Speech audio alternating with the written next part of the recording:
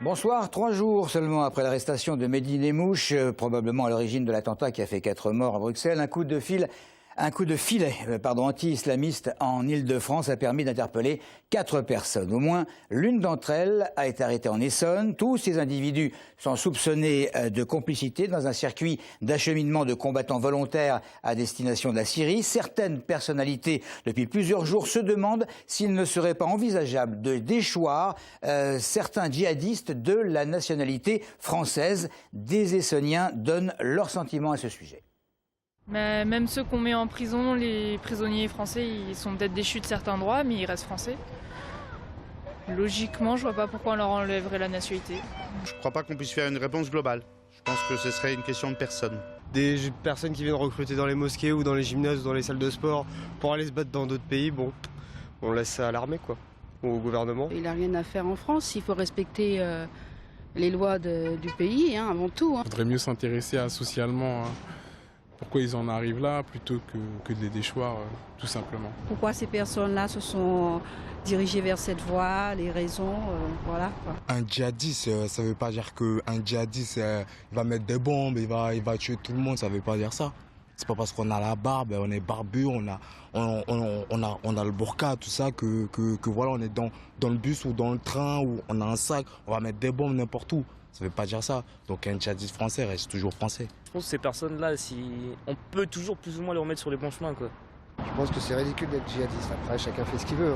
Quand on est la nationalité française, on doit respecter les règles, les droits et les règles de la nation.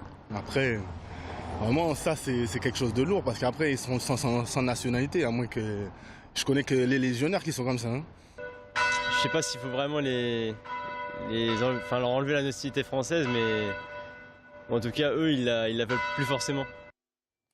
Donc des avis recueillis par Camille Rollo et Florian Vasmer.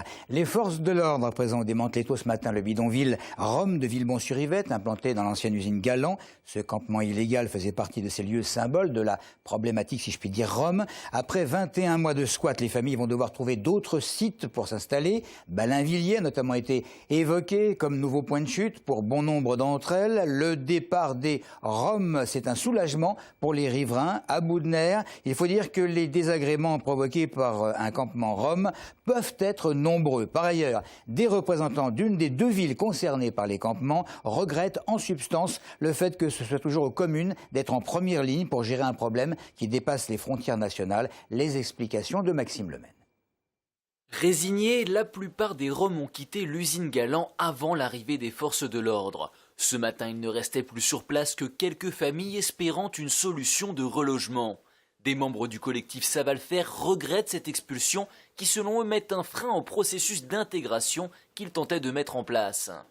Ici, certains avaient trouvé des emplois comme jardiniers, comme cueilleurs de fruits, de légumes dans des fermes, comme femmes de ménage. Et tout ça est mis à mal, à plat et démoli. Donc en fait, on les désintègre. À 21 ans, Nicolas Eoïta poursuit des études de droit à la fac d'Orsay. Pour améliorer la situation des Roms, il aurait souhaité pouvoir louer un terrain dans les environs de Villebon ou de Palaiseau. Un projet qui n'a pas pu voir le jour, mais le jeune homme n'abandonne pas. Il espère bien pouvoir avancer grâce à son association Union Rome, une façon de rendre plus autonome la parole de sa communauté. Le seul moyen de faire entendre l'État, c'est que les Roms ils se défendent eux-mêmes. C'est bien ce qu'ils font les associations, mais quand il y a les Roms qui parlent pour eux, c'est mieux. Pour les riverains, le démantèlement du camp est un vrai soulagement.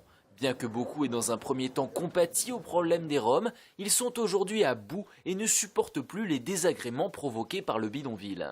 C'est un jour qu'on attend depuis 20 mois, c'est à un tel point qu'on se demandait si un jour on allait retrouver notre quartier, quoi. Et on se demandait même à un moment donné comment c'était avant les Roms, avant qu'ils arrivent. Avant toutes les dégradations, tout ce qu'il y avait autour. On se demandait comment était le quartier avant, on n'arrivait même plus à se rappeler tellement ça devenait impossible, quoi. Et à noter que l'association La Voix des Roms entend faire citer Manuel Valls pour provocation à la haine raciale, l'association qui reproche au Premier ministre certains propos qu'elle qualifie de racisme d'État. Aucun bus n'est sorti des dépôts des cars d'Orsay depuis le 20 mai maintenant. Cette grève des chauffeurs pour des considérations salariales, entre autres, affecte quelques 90 000 usagers en Ile-de-France. Les chauffeurs non grévistes avaient fait valoir leur droit de retrait, empêchant ainsi la direction d'assurer un service minimum. La direction qui avait déposé un référé portant sur le blocage présumé des dépôts en question et une suspicion d'intimidation de grévistes sur les non-grévistes. Le tribunal d'Évry devait rendre dans l'après-midi son jugement. Nous ne sommes pas encore en possession du référé, mais c'est une affaire d'heures. Et ce référé confirme l'ordonnance du juge, à savoir, il a bien constaté qu'il y avait un blocage physique. Et donc il va imposer à ce qu'il y ait plus ce blocage. Dans l'absolu, dès ce soir, on va essayer de faire tourner les bus.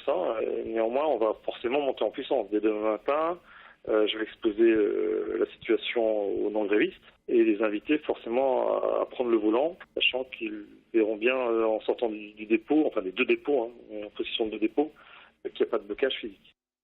Voilà, le directeur interrogé par William L. 15e jour de grève pour les facteurs d'Épinay-sur-Orge. Et puis jusqu'à la fin du mois d'août, des travaux sur la nationale 20 au niveau d'Étampes. La circulation va être perturbée avec la fermeture d'une voie dans chaque sens. Ces nouveaux aménagements, ils doivent permettre le désenclavement de la zone d'activité sud-essor et la création d'un giratoire à la hauteur de Mory-Champigny. Ces travaux ont dû être arrêtés et aujourd'hui, ils ont bien repris, comme Audrey Coll a pu le constater. Ce n'est pas l'heure de pointe et pourtant les ralentissements se font déjà sentir. Ce matin, c'est seulement dans le sens Paris-Province qu'une des deux voies de la RN20 avait été coupée. Mais rapidement, les travaux vont prendre de l'ampleur et les voitures circuleront avec difficulté dans les deux sens. C'est pourtant des travaux d'aménagement essentiels qui ont repris ce matin.